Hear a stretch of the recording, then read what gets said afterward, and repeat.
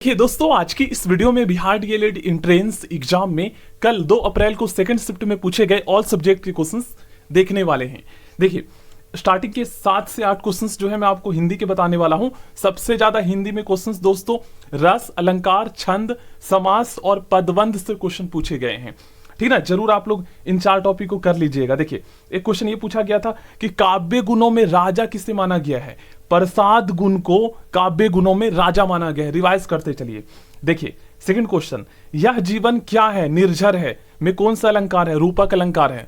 अगर से, सा, से जैसे आता तो फिर उपमा अलंकार होता। यहां पर जीवन को बिल्कुल निर्झर ही बोल दिया गया है। जैसे आप चांद हो तो फिर उसमें रूपक अलंकार है, आप चांद के जैसे हो या दिखते हो तो फिर वहां पर उपमा अलंकार है। यह आपको पता होना चाहिए। संज्ञा के कार्य करने वाला जो पद समूह है उसे संज्ञा पदबंध कहते हैं। ठीक है, संज्ञा के कार्य करने वाला जो पद समूह होता है उसे संज्ञा पदबंध कहते हैं। ठीक ना, और क्रिया या क्रिया के जैसे कार्य करने वाले उसको क्रिया पदबंध कहते हैं। क्रिया विशेषण पदबंध भी होता है।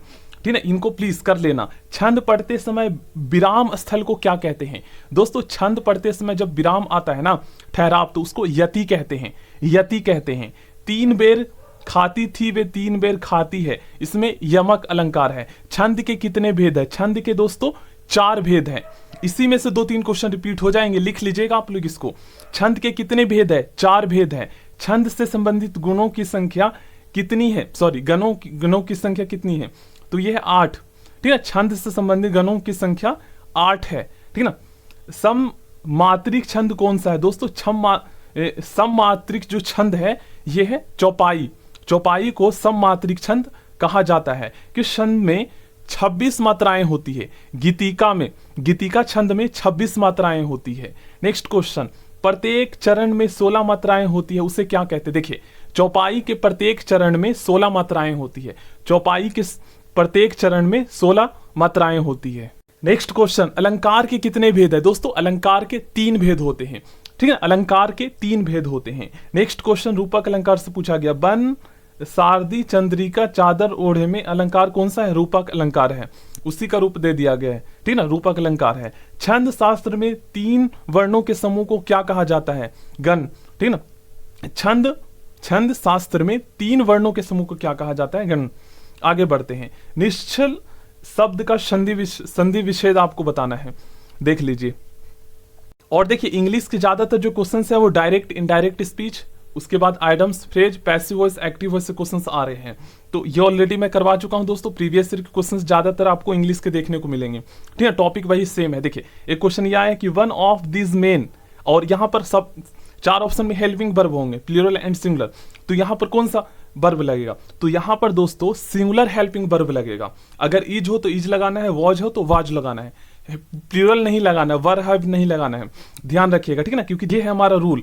नन ऑफ के बाद नॉन या प्रनॉन तो प्लूरल आएगा, लेकिन हेल्पिंग वर्ब सिंगुलर आएगा। ए पेंटागन, देखिए ए लग गया ना आर्टिकल, तो इसको फिक्स कर दिया, तो यहां पर इज लगेगा या वॉज लगा सकते हो।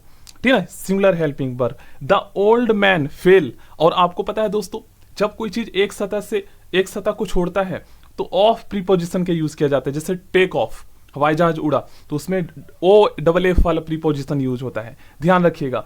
छंद की प्रत्येक पंक्ति को क्या कहते हैं, छंद की प्रत्येक पंक्ति को चरण कहते हैं। छंद की प्रत्येक पंक्ति को चरण कहते हैं।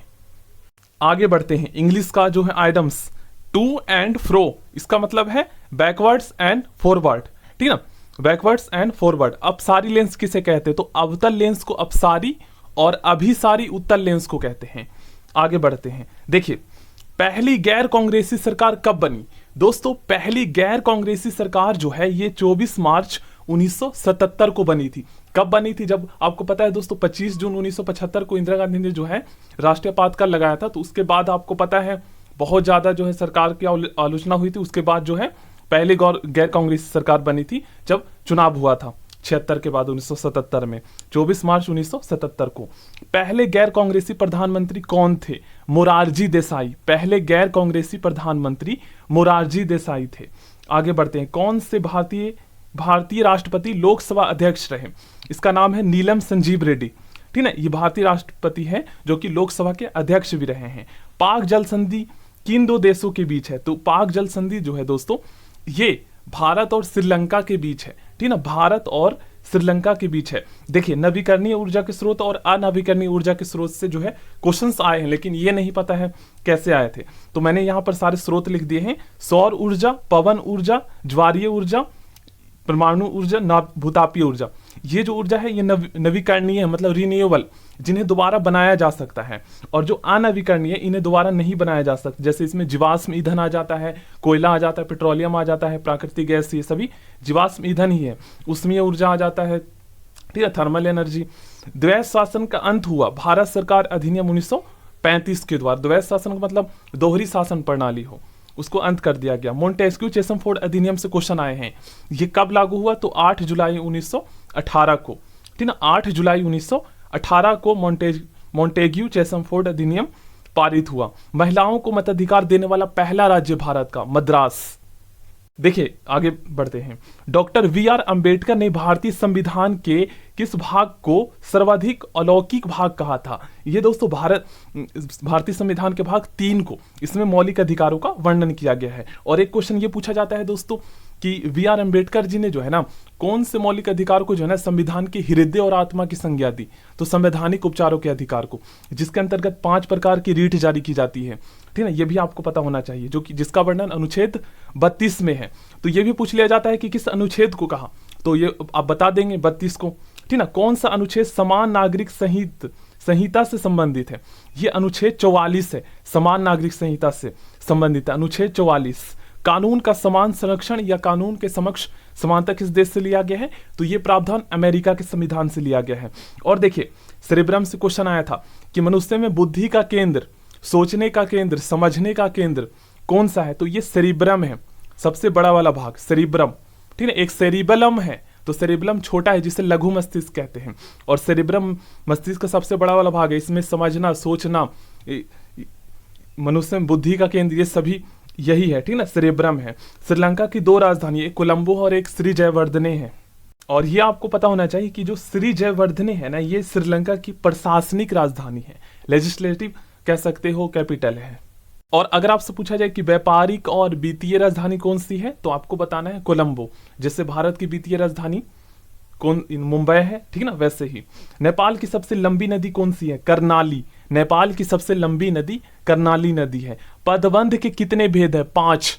पदबंध के 5 भेद है, ठीक ना। विद्युत हीटर में तार की कुंडली किसकी बनी होती है? नाइक्रोम की बनी होती है, ठीक ना। विद्युत हीटर में तार की कुंडली नाइक्रोम की बनी होती है। और विद्युत बल्ब में जो फिलामेंट बना होता है वो टंगस्टन का बना होता है। और उसका आपको पता होना चाहिए लगभग 3400 के आसपास उनका जो है ना मेल्टिंग पॉइंट होता है, ये भी आपको पता होना चाहिए, क्वेश्चन आ चुके हैं।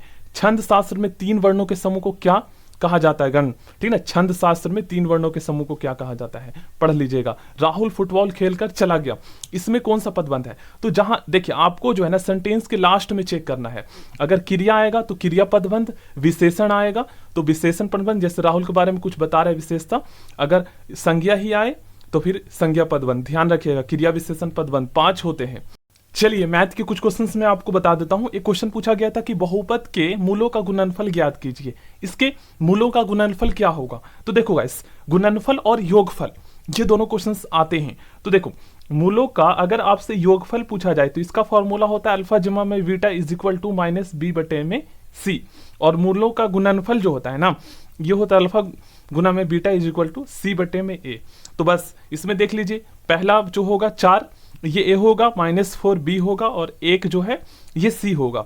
तो बी क्या है? -4 है, माइनस लगाइए, ब्रैकेट में माइनस करिए और बटे में सी कर दीजिए, 1 कर दीजिए, तो आपका आंसर 4 आ जाएगा, ओनली 4 प्लस में, ठीक ना। और अल्फा गुना में बीटा गुणनफल अगर निकालेंगे तो 1 बटे में आपका 4 आ जाएगा।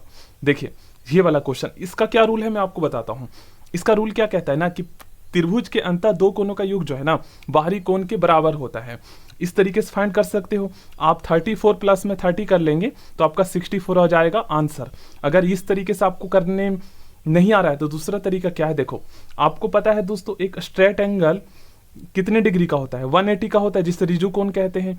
अब मैं क्या करता हूं, इस ट्रायंगल, आपको पता है त्रिभुज के तीनों कोनों का योग 180 होता है, तो अंदर के दो कोण दे रखे हैं और इसको मैं बाई मान लेता हूं, ठीक ना। तो मैं क्या करूंगा, 180 में से दोनों कोनों का योग जोड़ के घटा दूंगा 180 में से, त्रिभुज के तीनों कोनों का योग 180 होता है, तो 64 जब घटाऊंगा तो 116 आ जाएगा। और एक स्ट्रेट एंगल पर बना जो एंगल होता है ये 180 का होता है, तो बाई हमें पता चल गया 116 डिग्री का है। एक्स पता करना है तो 180 में से 116 घटा देंगे तो आपको पता चल जाएगा 64। इधर से करें इधर से, बात वही है।